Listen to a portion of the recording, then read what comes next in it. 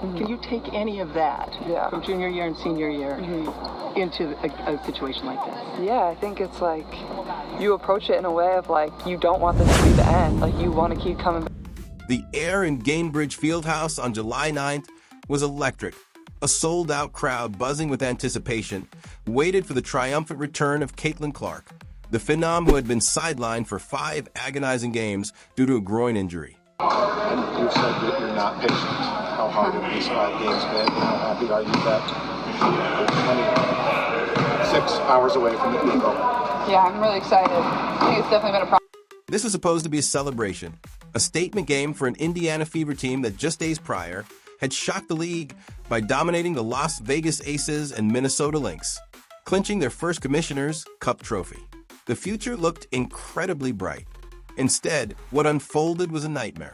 A devastating 80-61 blowout loss to an expansion team, the Golden State Valkyries, for the second time this season.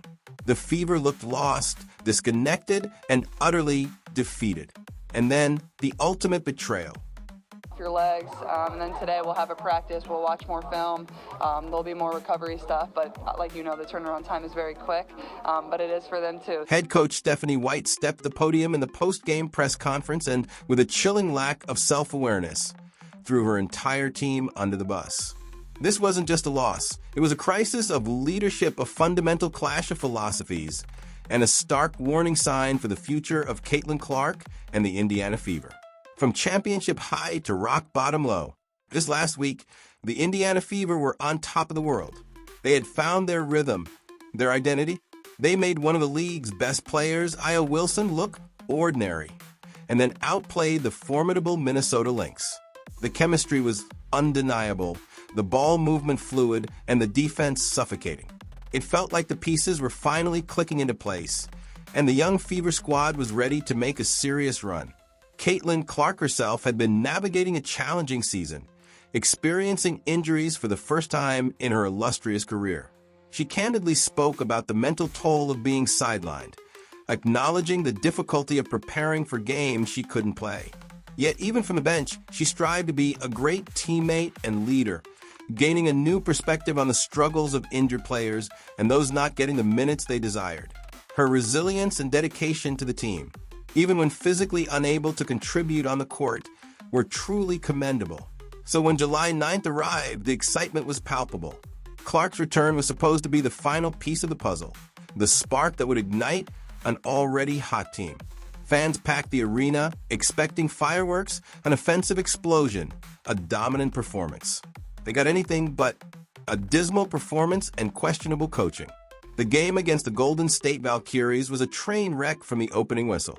The Fever's offense, which had looked so smooth during their championship run, was utterly broken. They shot a dismal 31% from the field and an even worse 6 of 27 from beyond the arc. They managed a combined 19 points in the second and fourth quarters. That's right, 19 points in 2 full quarters of professional basketball. Defensively, they allowed 10 offensive rebounds in the second half alone, giving the Valkyries endless second and third chances. The electric energy that filled the arena pre-game slowly bled out, replaced by a stunned, disappointed silence.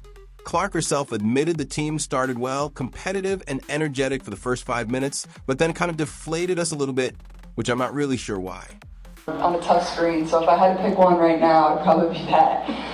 But like great screens, I just didn't hear them, so it's kind of my own fault, but yeah, I'd probably pick those.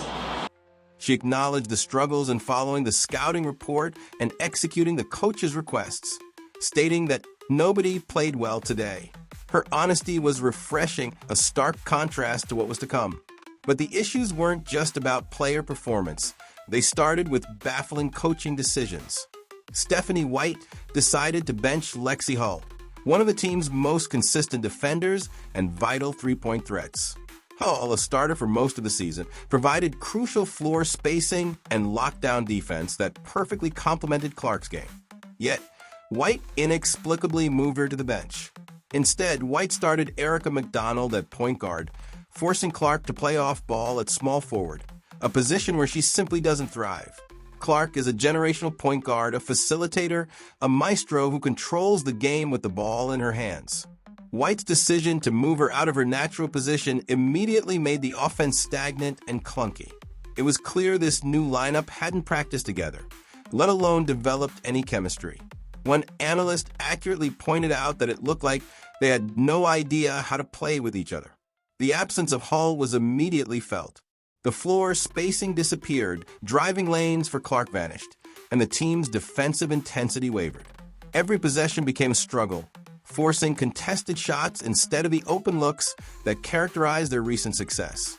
Even worse, White's rotations limited Clark's minutes, especially when the team desperately needed her on the floor to spark some life into the offense.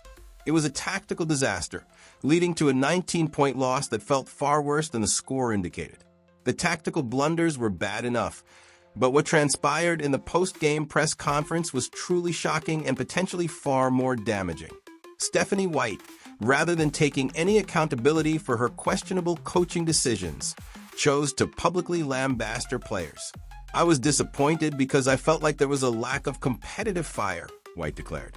She continued, "Our attention to detail was poor, undisciplined. I just felt like our energy and our competitive fire was not there, and that's disappointing." She even suggested players might not be knowing the game plan, implying a fundamental lack of understanding.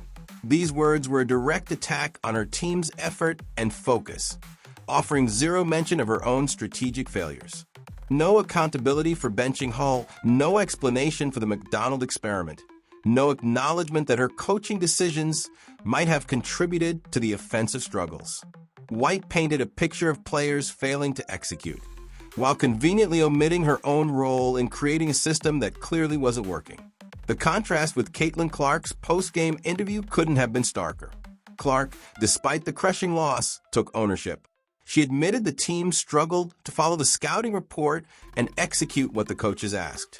She didn't point fingers, she looked inward, acknowledging the team's collective failure and emphasizing the need to regroup and learn from the experience.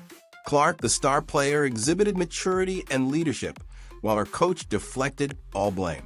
This divergence in perspective highlights a deeper, more troubling issue, a philosophical clash between Stephanie White and Caitlin Clark. White's comments about ball movement and discipline seem to contradict Clark's natural, free-flowing style of play. Clark thrives when she can create and adapt, while White appears to favor a more rigid, controlled system. As one analyst shrewdly observed, clearly, her philosophy on basketball does not suit Caitlin Clark. This isn't just about a bad game. It's about the future of the Indiana Fever and its generational talent. The question is no longer whether the Fever can bounce back, but whether they can do it with Stephanie White at the helm. The signs are ominous. This recent loss exposed everything that's wrong with the current system. Poor coaching decisions, a blatant lack of accountability from the top, and a fundamental misunderstanding of how to best utilize Caitlin Clark. Consider what this team accomplished just last week when they played to their strengths. Hull's floor spacing, Boston's dominance in the paint, Mitchell's clutch scoring, it all clicked. Now compare that to the confused rotations, players out of position, and the stagnant offense against the Valkyries. The same players who looked unstoppable now appear lost and disoriented. The chemistry has evaporated. The talent is undeniably there. Clark, Boston, Mitchell, Hull, and the rest of the squad. These players have proven they can compete at the highest level and beat the best teams in the league. They have all the pieces to be special, but talent alone isn't enough. The system has to work, the coach has to make smart decisions, and players need to be in positions where they can succeed. Right now, that's simply not happening. We're almost at the halfway point of the season, and the clock is ticking. The Indiana Fever organization needs to make a choice. As one analyst bluntly put it, I think the Fever are getting very close to having to make a choice, and that is like, do they want to choose Stephanie White or do they want to choose Caitlin Clark?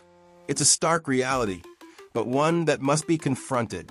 Caitlin Clark is a golden goose, a transcendent talent who has revitalized interest in the WNBA. The Fever's home game attendance jumped from an average of 4,000 in 2023 to sold-out arenas today, largely thanks to her. To fumble this opportunity, to fail to build a winning system around her, would be a catastrophic mistake. The Fever brass must ask themselves, do they want to return to an era of empty seats and perpetual losing? Or do they want to unleash the true greatness within Caitlin Clark and build a championship contender? The answer seems obvious. What do you think? Is Coach Stephanie White at fault for the Fever's recent struggles? Let us know your thoughts in the comments below. If you enjoyed this deep dive, don't forget to like this video, subscribe to World Hoop for more exclusive content, and hit that notification bell so you never miss an update. Click the video on the screen for more of our latest analyses, and we'll see you in the next one.